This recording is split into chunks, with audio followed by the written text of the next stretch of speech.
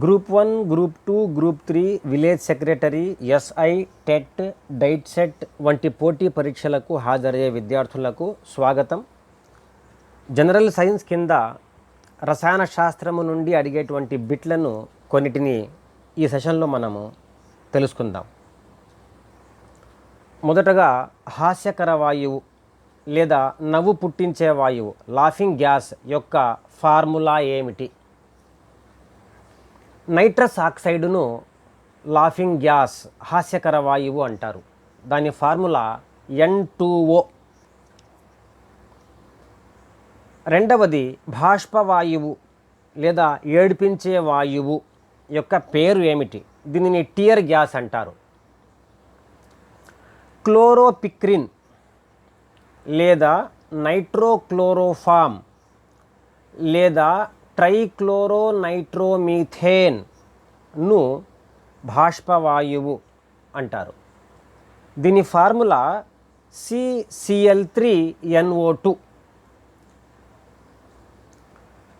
తరువాతది క్లోరోఫిల్లో గల లోహము, పత్రహరితమునందు కేంద్ర భాగములో గల లోహము మెగ్నీషియం. తర్వాత హీమోగ్లోబిన్లో గల లోహము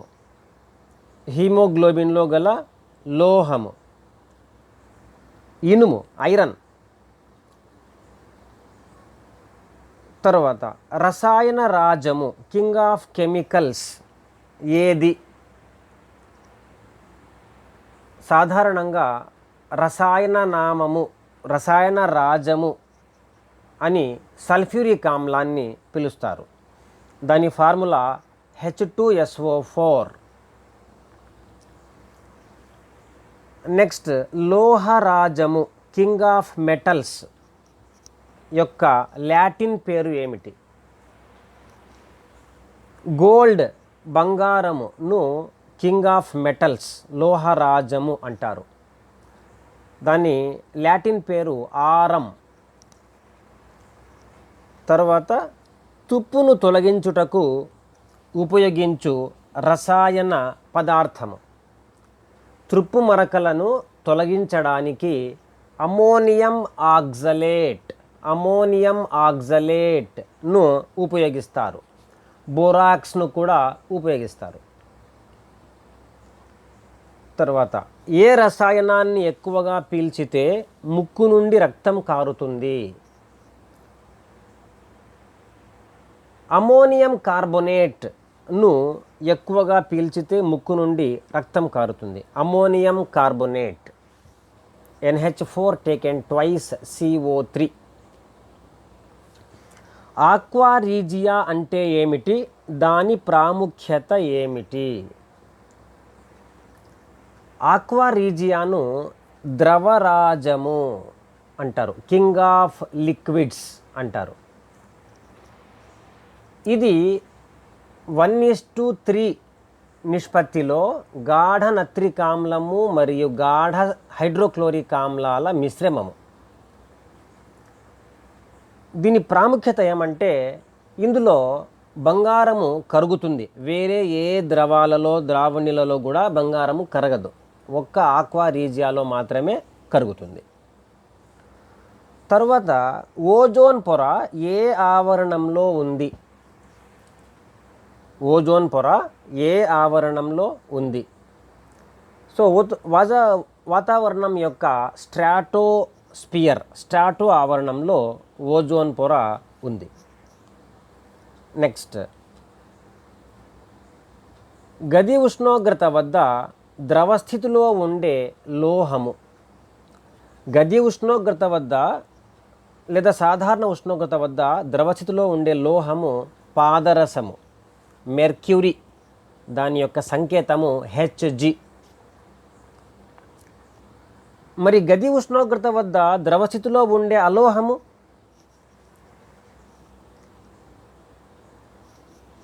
దాని పేరు బ్రోమిన్. Br దాని సంకేతము. తర్వాతి బిట్ విద్యుత్ వాహకంగా పనిచేయు అలోహము. సాధారణంగా లోహాలన్నీ మంచి విద్యుత్ వాహకాలుగా పనిచేస్తాయి. ఒకే ఒక అలోహ పదార్థము విద్యుత్ వాహకంగా పనిచేస్తుంది. దాని పేరు గ్రాఫైట్. గ్రాఫైట్ ఇది కార్బన్ యొక్క స్ఫటిక రూపాంతరం. న్యూట్రాన్లు లేని ఒకే ఒక మూలకము, న్యూట్రాన్లు లేని ఒకే ఒక మూలకము హైడ్రోజన్. హైడ్రోజన్ యొక్క ప్రోటియం అను ఐసోటోపులో న్యూట్రాన్లు ఉండవు. నెక్స్ట్ డి ఆర్బిటాళ్ల ఆకృతి. డి ఆర్బిటాళ్ళు డబల్ డంబెల్ ఆకారంలో ఉంటాయి. ఎస్ ఆర్బిటాళ్ళు గోళాకారంలో, పి ఆర్బిటాళ్ళు డంబెల్ ఆకారంలో, డి ఆర్బిటాళ్ళు డబల్ డంబెల్ ఆకారంలో ఉంటాయి. ఎఫ్ ఆర్బిటాళ్ళ యొక్క ఆకృతి క్లిష్టంగా ఉంటుంది.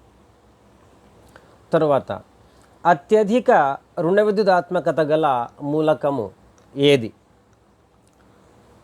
అత్యధిక రుణ విద్యుదాత్మకత గల మూలకము ఫ్లోరిన్. రుణ విద్యుదాత్మకత అంటే ఎలక్ట్రాన్ జంటను, బంధంలో పాల్గొన్న ఎలక్ట్రాన్ జంటను తన వైపుకు లాగుకునేటువంటి ధర్మం. అది అత్యధికంగా ఫ్లోరిన్కు ఉంటుంది. రెండవది ఆక్సిజన్. తర్వాత పిరమిడల్ ఆకృతి గల అణువుకు ఒక ఉదాహరణ. పిరమిడల్ ఆకృతి గల అణువుకు ఒక ఉదాహరణ అమ్మోనియా అణువు, దాని ఫార్ములా NH3. ఫాస్ఫీన్ అణువు, దాని formula PH3. H3O+ ion, hydronium ion మొదలైనవి పిరమిడల్ ఆకృతిలో ఉంటాయి. తర్వాత వెనిగర్లో ఉండే ఆమ్లము. వెనిగర్లో ఉండే ఆమ్లము సాధారణంగా వంటల్లో దీన్ని ఉపయోగిస్తారు. ఇందులో అసిటిక్ ఆమ్లం ఉంటుంది, అసిటిక్ ఆమ్లం. తర్వాత సూర్యరశ్మిలోని ఏ కిరణాల వల్ల భూమి వేడెక్కుతుంది? మనకు ఉష్ణం అనిపించడానికి ముఖ్య కారణము సూర్యరశ్మి యొక్క ఇన్ఫ్రారెడ్ రేడియేషన్. సూర్యరశ్మిలోని పరారుణ కిరణాల వల్ల భూమి వేడెక్కుతుంది. తరువాత కృత్రిమ వర్షాలు కురిపించుటకు వాడే రసాయన పదార్థం. కృత్రిమ వర్షాలు కురిపించడానికి సిల్వర్ అయోడైడ్ అనే రసాయన పదార్థాన్ని ఉపయోగిస్తారు. దాని ఫార్ములా AgI. తర్వాత బ్లీచింగ్ పౌడర్ రసాయన నామము. బ్లీచింగ్ పౌడర్ యొక్క chemical name calcium chloro hypochlorite. Calcium chloro హైపోక్లోరైట్ను బ్లీచింగ్ పౌడర్ అంటారు. దీని యొక్క ఫార్ములా CaOCl2. భోపాల్ సంఘటనలో వెలువడిన వాయువు. భోపాల్ సంఘటనలో వెలువడిన వాయువు మిక్ అంటారు, MIC, మిథైల్ ఐసోసయనైడ్. తర్వాత LPG వాయువులో అధికంగా ఉండే వాయువు లిక్విడ్ పెట్రోలియం గ్యాస్, మనం వంటలలో ఉపయోగిస్తాము. అందులో అధికంగా ఉండే వాయువు బ్యూటేన్ వాయువు. ఇది బ్యూటేన్, మీథేన్ వంటి వాయువుల యొక్క మిశ్రమము. అందులో అధిక శాతంలో బ్యూటేన్ ఉంటుంది. తర్వాత గోబర్ గ్యాస్లో అధికంగా ఉండే వాయువు, గోబర్ గ్యాస్ లేదా బయోగ్యాస్, వీటిలో అధికంగా ఉండే వాయువు ఎక్కువ పర్సంటేజ్లో మీథేన్ ఉంటుంది. ఇది కూడా మీథేన్, బ్యూటేన్ల యొక్క మిశ్రమమే. తర్వాత మానవునిచే తయారు చేయబడిన మొదటి మూలకము. కృత్రిమంగా మానవునిచే తయారు చేయబడిన మొట్టమొదటి మూలకం ఏది అంటే టెక్నీషియం. టెక్నీషియం, దాని సంకేతము TC. ఇది D బ్లాక్కు చెందినటువంటి మూలకము, D బ్లాక్ మూలకము. తర్వాత ఆయిల్ ఆఫ్ మిర్బేన్ అని దేనిని పిలుస్తారు? ఆయిల్ ఆఫ్ మిర్బేన్ అని నైట్రోబెంజీన్ను పిలుస్తారు. నైట్రోబెంజీన్ ఇది సుగంధ ద్రవ్యాలలో ఉపయోగిస్తూ ఉంటారు. తర్వాత ఆయిల్ ఆఫ్ విట్రియల్ అని దేనిని పిలుస్తారు? సల్ఫ్యూరిక్ ఆమ్లాన్ని ఆయిల్ ఆఫ్ విట్రియల్ అనేటువంటి పేరుతో కూడా పిలుస్తారు, సల్ఫ్యూరిక్ ఆమ్లం. మానవ శరీరంలో అత్యధికంగా గల లోహము, మానవ శరీరంలో అత్యధికంగా ఉండేటువంటి లోహము కాల్షియం. మన శరీరంలో ఎక్కువ బరువు ఎముకల వల్ల కలుగుతుంది. ఎముకలు కాల్షియం ఫాస్ఫేట్ అనేటువంటి పదార్థంతో తయారై ఉంటాయి. సో కాల్షియం అనేటువంటిది మన శరీరంలో అత్యధికంగా ఉండేటువంటి లోహ పదార్థము. తర్వాత గ్లూకోజ్ను ఇథైల్ ఆల్కహాల్గా మార్చే ఎంజైమ్. ఏ ఎంజైము గ్లూకోజ్ను ఇథైల్ ఆల్కహాల్గా మారుస్తుంది? జైమేజ్ అను ఎంజైము గ్లూకోజ్ను ఇథైల్ ఆల్కహాల్గా మారుస్తుంది. తర్వాత సోడియం లోహాన్ని ఏ ద్రావణిలో నిల్వ ఉంచుతారు? సోడియం లోహాన్ని జలేతర ద్రావణులలో నిల్వ ఉంచుతారు. అంటే kerosene, benzene, carbon tetrachloride, liquid paraffin వంటి ద్రావణులలో నిల్వ ఉంచుతారు. నీరు తగలకుండా చూస్తారు. నీరు తగిలితే నీరు సోడియంల మధ్య చర్య ఉధృతంగా జరిగి సోడియం ఆక్సైడ్ ఏర్పడి ప్రేలుడు సంభవిస్తుంది. కాబట్టి నీరు తగలకుండా జాగ్రత్త పరుస్తారు. నెక్స్ట్, గాఢ నత్రిక ఆమ్లము చర్మముతో పసుపు రంగు ఏర్పరచుటకు కారణం. గాఢ నత్రిక ఆమ్లము చర్మంపై పడితే పసుపు రంగు ఏర్పడుతుంది. దానికి కారణం ఏమంటే ఈ నత్రిక ఆమ్లము చర్మములోని ప్రోటీన్లతో చెరజరిపి జాంథోప్రోటీన్ అనేటువంటి పదార్థాన్ని ఏర్పరిచి దాని యొక్క రంగును పసుపు రంగుకు మారుస్తాయి. తర్వాత ప్లాస్టర్ ఆఫ్ ప్యారిస్ యొక్క ఫార్ములా కాల్షియం సల్ఫేట్ హెమీహైడ్రేట్ను ప్లాస్టర్ ఆఫ్ ప్యారిస్ అంటారు. Calcium sulphate hemihydrate. దాని యొక్క సంకేతము CaSO4 12H2O, CaSO4 1/2H2O. తర్వాత కార్నలైట్ ఖనిజము నుండి సంగ్రహించే లోహము మెగ్నీషియం కార్నలైట్ ఖనిజం నుండి సంగ్రహిస్తారు. కార్నలైట్ ఖనిజం యొక్క ఫార్ములా KCl MgCl2 6H2O. ఇందులో 2 లోహాలు ఉంటాయి, పొటాషియం మరియు మెగ్నీషియం. కానీ మెగ్నీషియంను మాత్రమే దీని నుంచి సంగ్రహిస్తారు. తర్వాత అష్టక నియమమును ప్రదర్శించని జడవాయువు. జడవాయువులన్నీ అష్టక నియమాన్ని అంటే NS2 NP6 విన్యాసాన్ని ప్రదర్శిస్తాయి. కానీ ఒక్క హీలియం మాత్రము అష్టక నియమాన్ని ప్రదర్శించదు. అది 1s2 ఎలక్ట్రాన్ విన్యాసాన్ని కలిగి ఉండి ద్విగళంగా ఉంటుంది. అష్టక నియమాన్ని అది ప్రదర్శించదు. తర్వాత ఉత్పతనం చెందే పదార్థానికి ఒక ఉదాహరణ సబ్లిమేషన్ చెందేటువంటి పదార్థము. ఉత్పతనం అంటే ఏమి? సాధారణంగా ఘన పదార్థాన్ని వేడి చేస్తే ద్రవస్థితికి మారి దానిని వేడి చేస్తే వాయుస్థితికి మార్పు చెందుతుంది.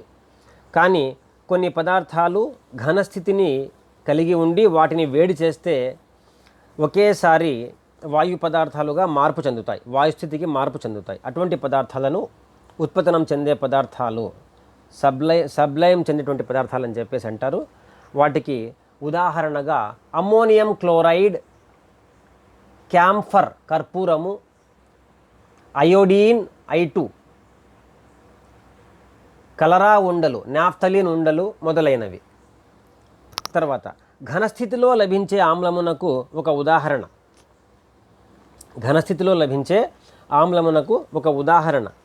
సాధారణంగా ఆమ్లాలు ద్రవస్థితిలో లభిస్తాయి. HCl, H2SO4, HNO3, acetic acid ఇవన్నీ ద్రవస్థితిలో ఉంటాయి. కానీ కొన్ని ఆమ్ల పదార్థాలు ఘనస్థితిలో కూడా ఉంటాయి. వాటికి ఉదాహరణలుగా బోరిక్ ఆమ్లము, ఆక్సాలిక్ ఆమ్లము, బెంజోయిక్ ఆమ్లములను చెప్పుకోవచ్చు. తర్వాత కనిపించని సిర ఇన్విజిబుల్ ఇంక్లో ఉండే రసాయనము.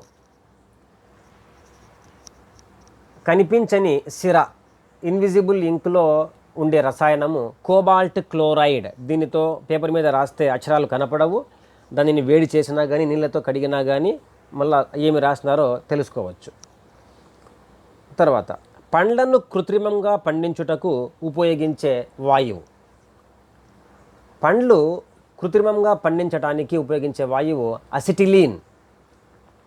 సహజంగా పండ్లు ఒక వాయువును విడుదల చేసి పండుతాయి, మాగుతాయి. ఆ వాయువు పేరు ఎథిలీన్. కృత్రిమంగా త్వరగా పండించడానికి ఉపయోగించే వాయువు ఎసిటిలీన్. తర్వాత గాజుపై చిత్రాలను వేయడానికి ఉపయోగించే ఆమ్లము. దీనినే గాజును ఎచ్చింగ్ చేయుట అంటారు. హైడ్రోఫ్లోరిక్ ఆమ్లము, హెచ్ఎఫ్. హైడ్రోఫ్లోరిక్ ఆమ్లమును గాజుపై చిత్రాలను వేయడానికి లేదా రాయడానికి ఉపయోగిస్తారు. తర్వాత రంగును ప్రదర్శించే ఖనిజామ్లము. రంగును ప్రదర్శించే ఖనిజామ్లము నత్రిక్ ఆమ్లము. నైట్రిక్ యాసిడ్ లేత రెడ్డిష్ బ్రౌన్, ఎరుపు గోధుమ రంగును కలిగి ఉంటుంది. తర్వాత ఎర్రచీమ కొండిలో ఉండే ఆమ్లము. ఫార్మిక్ ఆమ్లము ఎర్రచీమ కొండిలో ఉంటుంది. అందుకే చీమల గురించి తెలిపే శాస్త్రాన్ని ఫార్మకాలజీ అని కూడా అంటారనే విషయము మీకు తెలిసిందే. తర్వాత ఊరగాయలను నిల్వ చేయుటలో ఉపయోగించే రసాయన పదార్థము. ఊరగాయలు, పచ్చళ్ళు చెడిపోకుండా అసిటిక్ అన్హైడ్రైడ్ అనే పదార్థాన్ని కలుపుతారు. దీనివల్ల అవి చెడిపోకుండా ఎక్కువ రోజులు ఉంటాయి. తర్వాత పై బంధాన్ని ఏర్పరచని ఆర్బిటాళ్ళు. సంయోజనీయ బంధము రెండు రకాలుగా ఏర్పడుతుంది, సిగ్మా బంధము, పై బంధము. ఈ పై బంధాన్ని ఏర్పరచని ఆర్బిటాళ్ళు ఏవి అంటే ఎస్ ఆర్బిటాళ్ళు. పై బంధాన్ని PDF ఆర్బిటాళ్ళు ఏర్పరుస్తాయి, కానీ ఎస్ ఆర్బిటాళ్ళు పై బంధాన్ని ఏర్పరచలేవు. తర్వాత అతి తేలికైన కర్బన సమ్మేళనము మీథేన్. దాని ఫార్ములా CH4. తర్వాతది చాక్లెట్లను ఎక్కువగా తినడం వల్ల ఏ లోహం శరీరంలో చేరుతుంది? చాక్లెట్లను ఎక్కువగా తినడం వల్ల మన శరీరంలోనికి చేరే లోహము నికెల్. తర్వాత విషపాము కరిచినప్పుడు మనిషి శరీరంలో ప్రవేశించే లోహము ఆర్సినిక్ లోహము విషపాము కరిచినప్పుడు మనిషి శరీరంలోకి ప్రవేశిస్తుంది.